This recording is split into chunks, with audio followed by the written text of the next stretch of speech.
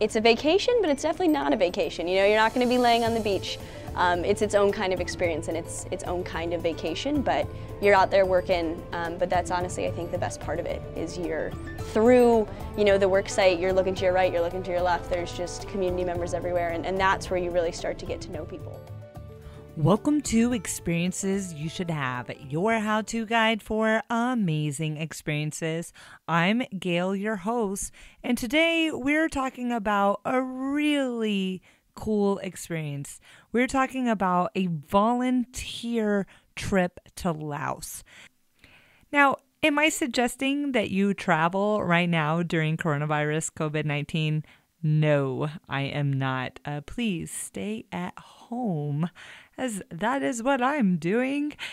But what I'm trying to offer through this podcast, especially right now, is a way for you to A, virtual travel, and B, plan those trips for the future when this virus does die down and when it is safe to travel again. So just take note of that when we're making these recommendations. A few months ago, I went to the LA Travel and Adventure Show, and there I met an organization called Give Volunteers, and they organize these volunteer expeditions in many different places. Laos is just one of those places, but I was talking to Carly Shade there, and she has specialized in this Laos expedition. And when I say volunteer trip, you are paying to go on a trip where you are volunteering and making a true impact into a community. There's many different ways you could do it. You could go and spend your 2 weeks there and volunteer, and then you could continue your trip and have that nice relaxing time by the beach or wherever it is. But this is a really interesting way to give back and go to a country you may have never heard of or couldn't even find on a map, and actually like really make an impact.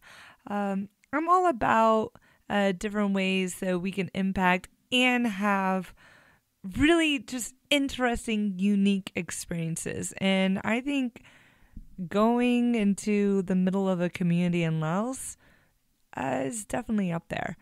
And Carly Shade, she is a specialized travel advisor with Give Volunteers.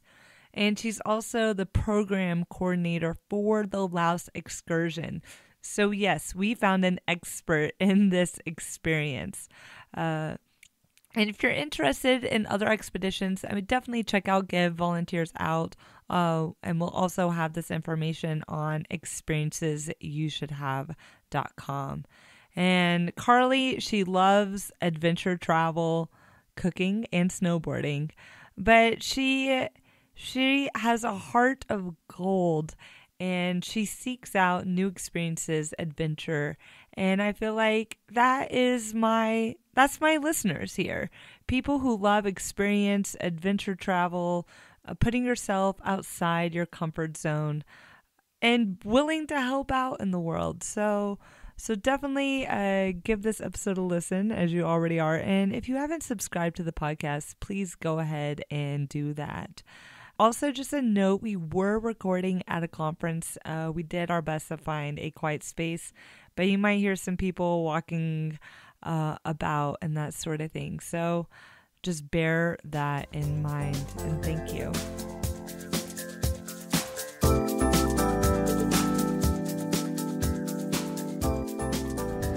So welcome to the podcast, Carly. This is exciting. Yeah, we're very, very excited to be here. I'm very excited to be here.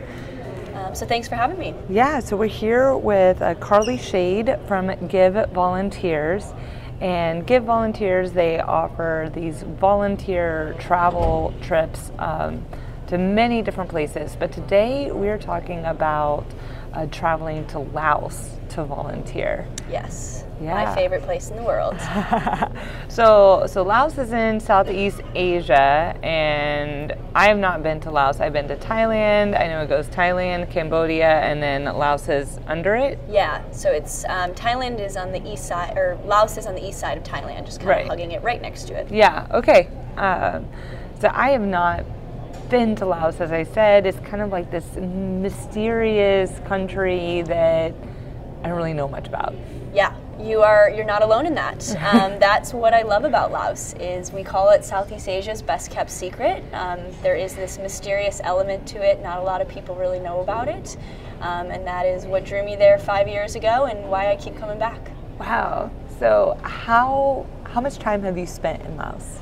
So it's been 5 years, but it's 4 sections at a time. So about 3 months each time, although as our local staff, Tui and Fun, who I'll talk about in a little bit, they are continuing to step up more and more. And it is about local ownership. It's their country, it's their community.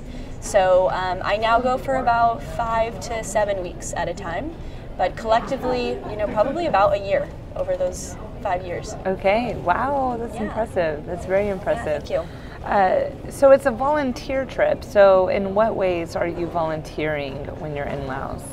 Yeah, so with our volunteer programs, I think it is important to start by talking about how we choose them and what's our methodology with it. Please. Because, volunteerism, there's a lot of people out there, but what makes us different is that when we choose project selection, when we work with communities, it's asset-based community development. So I'll refer to that as the ABCDs of GIVE. Mm-hmm. And really what that means is that there are very capable, very intelligent, very strong people in these communities that don't need us. So all of our projects are centered around the community and the community's ownership of it. Projects fail if we come in as the owners, and then what happens when we leave. So as long as it's community ownership and they're excited about it and it's something that's beneficial to them and it's building on their strengths and their existing resources, that's how you know it's not going to fail when we leave. We want to be replaceable and we don't want to stay in these communities forever. So that is our project selection. Okay. And we have had a couple different projects in Laos over the years, but I'll talk about what we're doing currently, which is permaculture. So permaculture, for those who aren't familiar with that term, is really more sustainable way of farming, sustainable agriculture. And really it's strategically designing the land to yield more fruits and vegetables, to yield more crops, and to kind of use nature as is to work itself. So maybe we have a catfish pond that's leading into, the catfish pond is full of nutrients with the water, and the water is now going to feed the crops that are growing with more nutrients in them. So it's a specifically designed plot, organic farming. And since deforestation is a huge issue in Southeast Asia, this is kind of helping to renew soil and helping to replant crops. And farming is also huge in Laos. And so that agriculture aspect is something the community is excited about, and something that really directly is something that they can continue to learn from and grow and use for the rest of their lives. Okay. Now, I know this isn't Laos, but when I was flying over Malaysia, I saw just many of the forests were overtaken by the trees that produce palm oil. Is that a problem that's going on in Laos? So not as much as directly the palm oil, but part of that. So for example, I guess since our projects focus on agriculture, slash and burn is a very common technique where I need to grow rice paddies, so I'm gonna slash and burn this whole area. And that's my quick way of clearing that land. I'm going to grow something on it, and then I'm going to move on. Because their growing practices aren't renewable or sustainable, they use that plot of land and they just move on to the next one and they slash and burn. So that's what causes this mass deforestation. There's of course many reasons for that, but specifically for this kind of smaller community, they don't realize that you can grow things on the same plot of land year round. We just do crop rotation. We do different things that help replenish the soil. And that's something that the community is very, very excited about, because why wouldn't you want to, utilize your land more often than you think you can? Right, right. That's absolutely great. And then are they open to learning? Yes, and that's something that's also important, is that Social capital, it's a term, our projects are revolving around physical capital, so whether it's that physical capital, which is a school, human capital, which we are going to help find that local teacher to fund the school, and then social capital is our relationship with the community and our trust within each other, and that is the most important. And if we do not establish social capital and we don't have that trusting relationship to begin with, then our projects and our programs will never work. And that's where this community, they're at the forefront of talking about these projects. And we have community meetings with Chief Jun. He's awesome, all the time, and we are making sure that everyone's voice is heard, and everyone is really, really talked about, especially this agriculture program. They're really excited about. We will have a learning center for anyone to come and learn these new practices. Okay, and what's the language that's spoken over there? Lao. Lao. Yes, yeah, so hello is Sabaidi. Sabaidi? Sabaidi, yeah. Sabaidi. So it's very tonal, so it's, there's not as many different words per se, but the tones are very hard to get. There's 5 different tones that I will never master, no matter how hard I try. But I've got the basics down, and they do appreciate that. So they bring in translators when you're helping explain what's going on? Yes, so local empowerment, that's the center of it. So we have half of our staff as local guides. Okay. So our logistics coordinator, he works directly with me as Tui. So he speaks English and Laos. He owns his own travel company and really is actually the heart and soul behind our Laos program. He's my best friend. But we also have our local guides with us the whole time. So anytime we're talking about the history of the culture and the country, that's the local guides. I'm not going to talk about the history of Laos because that's not my country. It's their job to do that, yeah. So if someone were to come and go on a volunteer trip to Laos and help with the permaculture, what does that trip look like? Maybe just take me through the experience right now. Kind of a day in the life. Yes. Yes, so we are always going to combine cultural immersion with our volunteer projects, with our awesome adventures. You can have some fun, make a positive impact. So we always like to start in the cities, just for flights, things like that. So you would fly into Luang Prabang, which is a UNESCO World Heritage Site. It's an amazingly beautiful small city. And you'll spend the first couple days there.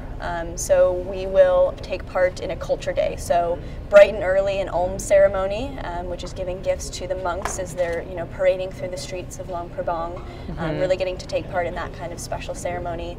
We have an opportunity to meditate with a local monk. He does speak English, so having the opportunity to learn about this other language, which is really a way of life for them. And then, of course, we'll head to Tak Kwan Si Waterfall, which is a fairy tale waterfall. I swear it's like a fountain of youth. I'm secretly 50 and I just look this young. It's beautiful, crystal clear limestone waters and cliffs, and it's massive. And so, we'll trek up to the top just to swim, refresh, shake off maybe that jet lag, and really kind of ease into the culture and learn about where you are. And then we do also have a wildlife component to our projects. So there's an incredible nonprofit, Free the Bears, who we partner with. And illegal wildlife trade and poaching is a big problem for moon bears in Southeast Asia. So Free the Bears is rescuing them and building sanctuaries where they can live out their lives, in peace. So we're helping to provide hands-on with that. So you will get to help continue to build bear sanctuaries to house these bears. And then we'll head to Sap Chem. And Sap Chem is my home away from home. It is my favorite place in the entire world. And that is really where the heart of this program takes place. Okay. And so you have to take a bus and then you hop on a long tail boat. So it's on the Nam U River. So you're hopping on this long tail boat, super low to the ground. And it's about a 2-hour boat ride to Sap Chem. Okay. And you're looking to your right, to your left. I always say it looks like Jurassic Park because I think that there should be like dinosaurs flying above me. It's just such a beautiful jungle, beautiful area. And you're on this adventure to Sap Chem. And you get off the boat and the whole community comes down. They know when you're arriving, and the community has just really opened their arms to us, and they'll come down and help us and greet us, and it's home. It's this small community, 350 people, one road in, one road out, and that is where really the magic takes place for the rest of the time. which I'll talk about those projects in a bit. But really, within that, you wake up every morning to beautiful nature, staying in these group bungalows, so you'll have a bunk buddy. And the accommodations were built by Chief John himself. Okay. That was his investment to give, is we want you guys in this community, and I'll make that happen. And you'll wake up every day, have some awesome breakfast, and then head to the work site. So we all walk through the community. Community members are joining behind us. They know it's time to work. And we all head to the permaculture plot together. And that's where we'll spend most of our morning volunteering, take a break for lunch, and then head back to the work site in the afternoon. So while you're volunteering, are you pulling weeds or digging holes? Like what's the definition of volunteering? So it's going to depend where we are in the project. So this last summer was our first year implementing this new project. So if you were group 1, you were looking at this weed-infested plot of land with trees and all sorts of wild bushes. So maybe for group 1, you are taking some machetes and you're hacking those weeds down. You're clearing the land, and maybe that's what we can accomplish within those 2 weeks. But say you're group 5. We have now been able to establish the vegetable plots where we're actually actively planting morning glory, which is the most delicious vegetable out there. It's my favorite. Is that the eggplant? Like morning glory? No, it's similar. It's more so like, think of like an asparagus, but with like a leafy top to it almost. It's like a green onion material with a leafy top. Okay. Saute it with some soy sauce, garlic, and chilies. It's incredible. Okay. Yeah. Sounds lovely. Highly suggest the morning glory. Okay. And packed full of nutrients. Who doesn't love vegetables? Oh, I love vegetables. Yeah. So it could be that, it could be that we are already building the vegetable plots and starting things growing. Or it could be building adobe bricks. So this last winter was our most recent trip, and we are using adobe bricks, which is made out of earth, clay, to create a home for the caretaker of the plot. So some member of the community will eventually be living in that adobe brick house full time and tending to this plot to make sure that it is continuously producing and our project is sustainable, that it's going to be long lasting. Wow. I mean, that sounds really cool to travel to a mysterious place you may have never been to before, and to actually get your hands dirty, really help out a community and I don't know, just make a difference. I mean, that's really cool. Yeah, it's a vacation, but it's definitely not a vacation. You're not going to be laying on the beach. It's its own kind of experience and it's its own kind of vacation, but you're out there working. But that's honestly, I think, the best part of it is you're through, the work site, you're looking to your right, you're looking to your left, there's just community members everywhere, and that's where you really start to get to know people, and have a conversation and learn the heart of the community. Now, what's one of those experiences while volunteering in Laos that has made an impact on you? So my first year, 2016, was our first year in Sapchem. And that was a very special year for me. So at that time, our project was building a water tank. With our projects, you have to think about the human needs. The women had to get water from the rivers, but due to recent hydroelectric dam construction, the river water has been polluted a bit. So that's no longer a viable source of water for them. So the closest freshwater source is actually 6 kilometers across the river. So it's pretty far away. So the chief actually is the one who had the idea about building a water tank. The community had this issue. So we like to build things out of plastic bottles. So we were going to build a 21,000 liter water tank using plastic bottles as bricks. And that was our first, everyone thought we were crazy because, no one has ever heard of that. How is it going to stand up? Right, how is it stable? Right. And these things are packed tight with sand and trash, and that's a way that we can help clean up and things like that. Very interesting. But you are, stick in bottle, pounding it with a rock, it's packed. And so the water tank was finally finished. It was the end of the season. We had to work extra long hours to make this happen, but we wanted to make this happen. It was our first season. We were still getting to know each other as a give in the community of Sapchem, and we had a pipe. So we actually connected a pipe 6 kilometers away through the dense jungle, and had to suspend it across the Namu River to connect it to this this water tank.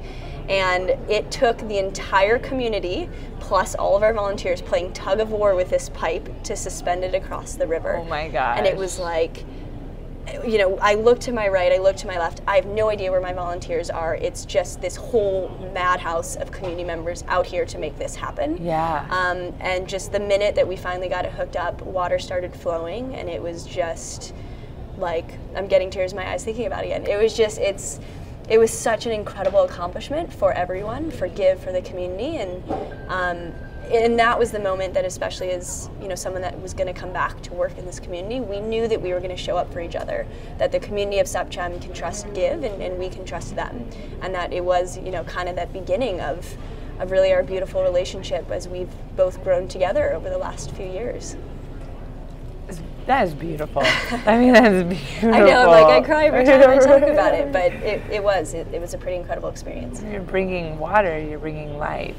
Yeah. I mean, how are they getting their water? I mean, like, how, were they getting sick? Like, what? So a lot of times they'd just be boiling it. So you're going down to the river, you're bringing it up in buckets, you know, you're boiling it, you're doing what you can, but, you know, it's definitely not perfect. Yeah.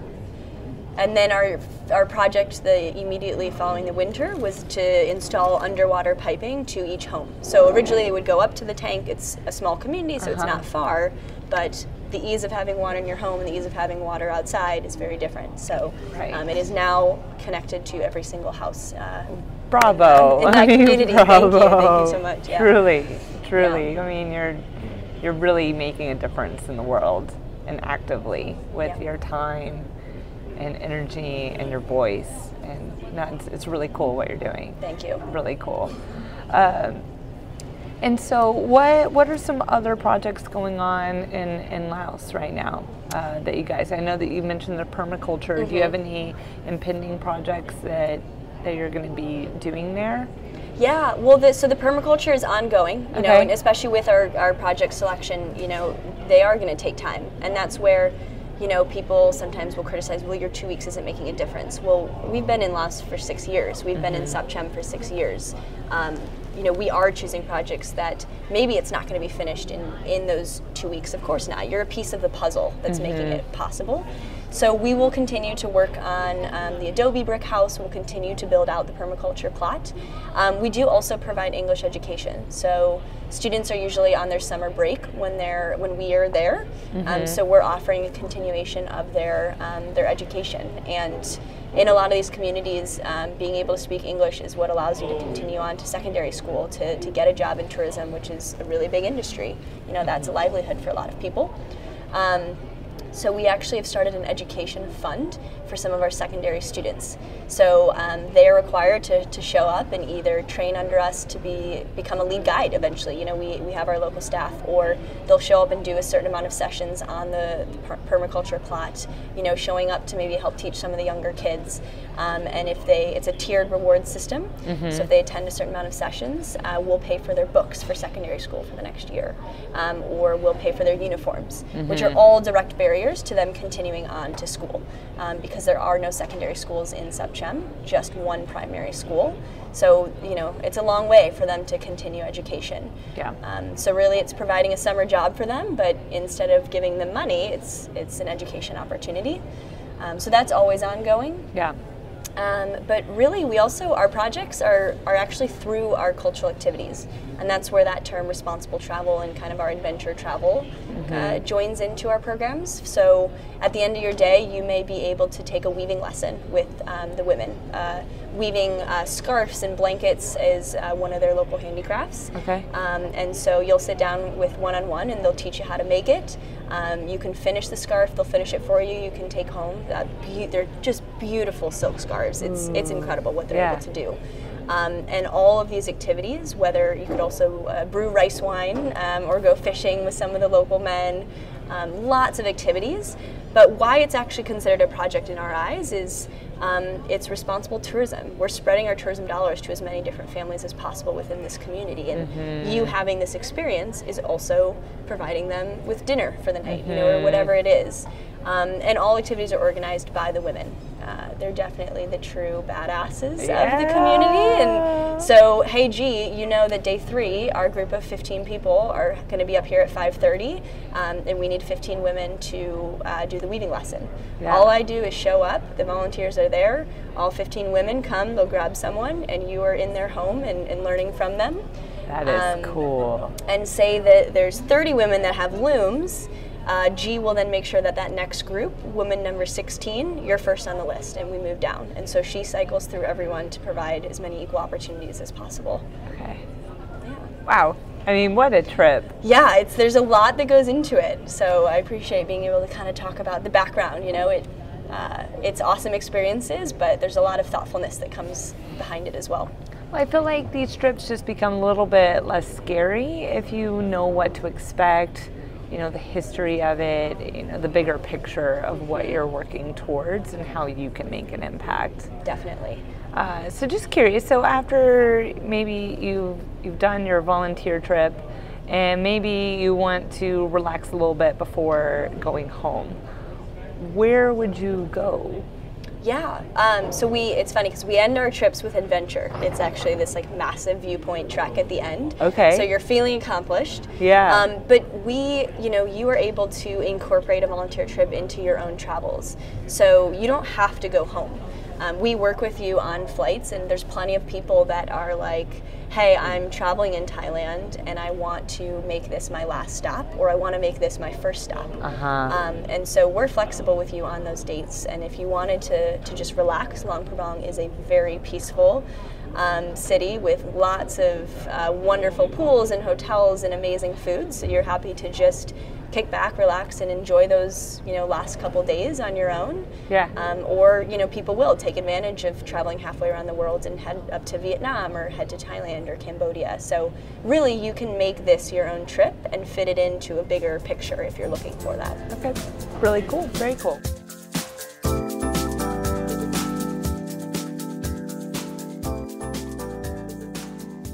Well, let's get into some logistics. How old do you need to be to go on this trip? So our flagship programs, and really the 2-week trips, is for 18 and over. So you have to be 18 by the time of your trip. And usually our main demographic is going to be 18 to 25. Okay. That being said, we have just opened new high school trips. So if you are 15, 16, or 17 and want to have an experience, we have 2 programs for you. And then also by popular demand, my parents included, who joined me in Laos this past summer, we do have adult traveler trips as well. So for 40 plus, if you're looking to join other adults, but maybe your accommodation is a little nicer or transportation is more comfortable, we have now designed trips for all ages. Do you have trips where you could bring your children to have them experience volunteering abroad? That would be through our specialized trips. So with our, and you can, we have had an adult join their 20-year-olds to climb Mount Kilimanjaro or just have that 2-week trip. Right, but if I want to bring my 5-year-old. Yeah, you would do a specialized trip. So because we have that amazing relationship with these communities, we are able to offer year-round trips. So if you wanted to take a 10-day trip to Tanzania or Laos and bring your 5-year-old, bring your husband, bring your 20-year-olds and have a family trip and have that kind of same experience, but maybe a little bit shorter, we are able to accommodate that for you. Got it. Now, what is the cost of an average trip? Maybe for someone who's just out of high school, just out of college, they want to come, they want to volunteer, maybe not have the cushier. Yeah, our flagship program. Your flagship program. Yeah. Yes. How much does that cost? So those are average $19.95, so $1,995, and that's going to include everything once you land in country. So it's and you are doing a lot. The minute you land in country, your transportation, guides are there to pick you up, 3 wonderful, delicious meals a day, all the fresh drinking water, your activities. You're paying for that weaving lesson that's being provided by that woman. You're paying for the entrance fee to the waterfall. You're paying for the steam bath that we reward you with at the end of the trip. Oh, lovely. Yeah, but most importantly, that program cost is what makes that project possible. And that is, you are paying for that bucket of cement that you're mixing. You're paying for the morning glory seeds that are eventually going to be growing into fresh vegetables. That is really where that big chunk of cost is going. Now, what if you have maybe dietary restrictions? What if you're vegan or you're gluten-free or have allergies? How's the food there to accommodate that? Not a problem at all. We have accommodated all sorts of severe allergies, distastes, whatever it is, vegan, vegetarian, not a problem. So we collect all that information prior, and that's part of my job, is connecting with our vendors and making sure that they're aware. We have 20 people coming, 3 of them are vegetarian, 2 of them are pescatarian, whatever it may be, and so we are there to accommodate for that. So there's no problems with that. So what if you have limited mobility, or what if you're in a wheelchair? Can you volunteer and come out? So unfortunately, at this point, we can't make it work. So it's been something that, guts our heart, and we want to provide this opportunity for as many people as possible. And we're constantly trying to potentially make a specialized trip where that is possible. But as our group trips are right now, with the rural element, with the kinds of transportation, and I guess to kind of back up, it depends on the mobility. So if you have a concern, if you have a question, give us a call to talk about it. So that's going to be first step, is we're going to try to make it work. If you maybe are in a wheelchair and have no ability to walk, or depending on the disability or limited mobility, there are some people we just can't make it work based on our travel, based on the rural areas that we're in, and just based on really the group trips and the liabilities. But that being said, we've also done some pretty incredible things to make it happen for people. And that's what we want. We want everyone to have these experiences. So if you have a question about it, if you have a concern, give us a call and we will do everything we can to make it happen. Okay, cool. Fair. And when is the best time to go to Laos? Always. There's no bad time. So our main trips, that bulk 2-week trip where you're joining other awesome people around the world, those trips are going to be May through August. So you can choose 2-week time frames anytime during those 3 months. And then we also offer trips December, January. And so it is, they're going to be different climates in December, January. It might be a little bit cooler, but maybe you have a little less rain. In May through August, it's a little bit of the rainy season, but I think that's also part of the adventure, is mix of rain and sunshine, and it's better weather than Seattle. So there is no bad time, but the group trips will be during that time frame, and a specialized trip can be done anytime outside of that. Now, what about dengue fever? I mean, are you needing to watch out for mosquitoes, bring repellent, that sort of thing? Yeah, so we get questions about, immunizations all the time. Yeah. So legally, I am not a medical provider, I'm not a doctor, so legally I can't actually advise you on anything. That being said, we just advise you to talk to your doctors. We're following CDC guidelines, we're following a lot of those World Health Organization suggestions, things like that. What I always can say is, I have the knowledge of what volunteers do. Some of them get extra shots, some of them maybe might take malaria pills, some of them won't. I personally don't get any other shots other than what I've needed to basically attend university, typhoid, hepatitis A, B, things like that. So we have never had any incidences across any of our locations with anyone contracting any strange things, but really we just advise, the medical advice of your doctor. It's an individualized choice, and see what they recommend. Yeah. Now, how do you book a trip, and how far in advance do you need to book a trip? Yeah, great question. So our process is to register and apply through our website. So you could go to givevolunteers.org/apply, and it's not a commitment. It really is just kind of that first step interest form. You can apply and go on a trip 10 years from now. But that's step 1. And once you apply, you actually will have a volunteer portal created for you. And that's where you'll be able to see all of our trip dates, which trip dates are open, how many seats are left. It's going to be that live update. And once you've decided which location, which date, you're going to pay a $450 deposit. So that deposit is not an additional cost. It is deducted from your total trip cost. So you're really just paying a big chunk of it at once to get that spot down. And once your spot is saved, you have up until 70 days prior to your departure to get the rest of the money in. So you can basically create your own customized plan. If you want to do reoccurring payments with us, great. If you want to mail us a check every 3 weeks when you get money, great. If you want to just save up, do it all at once. It really is individualized to your financial situation. And in terms of when to apply, when to sign up, it is first come, first serve. And we have plenty of trips that do fill up, plenty of trips that do reach capacity, so that's what you'd be able to see on your volunteer profile.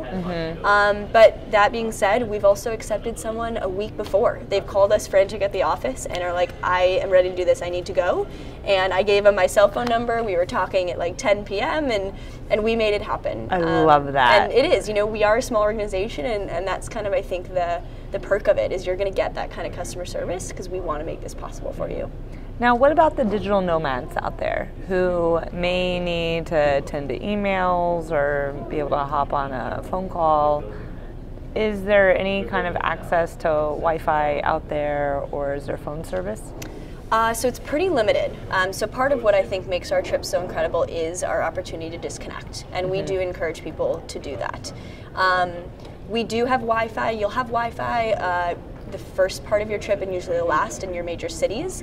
We do also alert your emergency contact the minute you land or with guides, so people know you're safe with Give. But when you're in those rural communities, it's pretty limited cell service. So sometimes if you have an international plan, you might pick up a couple bars. Sometimes you may not. So we always say no news is good news from the office. But for safety reasons, we have the ability, the office, to get a hold of our guides. We have sat phones, so we have, or maybe Wi-Fi just for our staff. But we do encourage people to disconnect. So if you have to take a summer course or you have to constantly be able to check email, we usually might consider or recommend you to choose a different date or a different time where you're a little more free, just to kind of keep that disconnected mindset. Got it.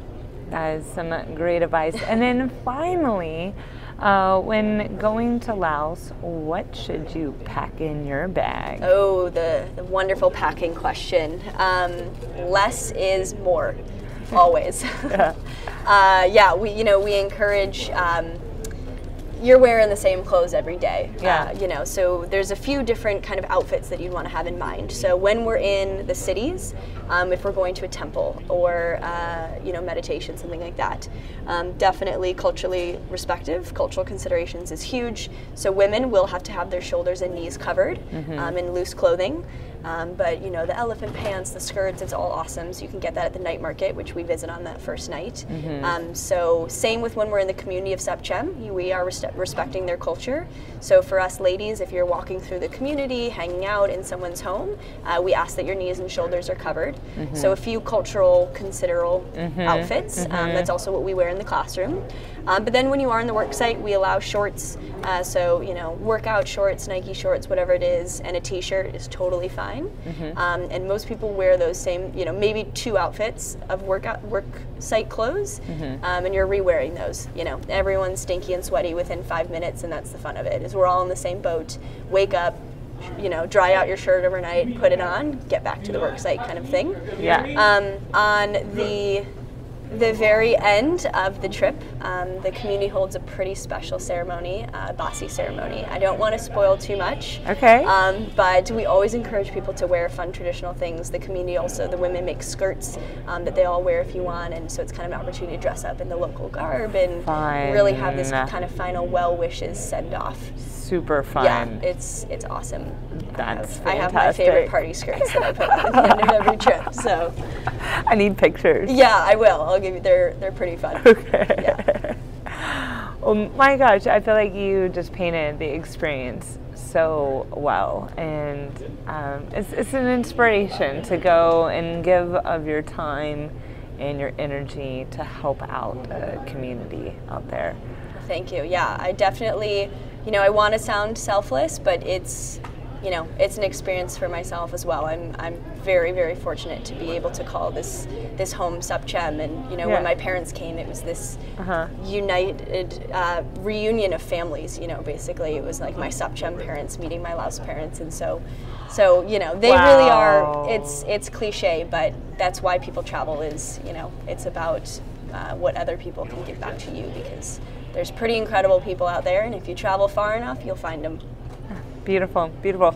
Actually, I lied. I said there was a final question, but I got one more. Water. Yeah. Should you be bringing a bottle with a purifier on it, or a life straw, you know, to maybe use less plastic?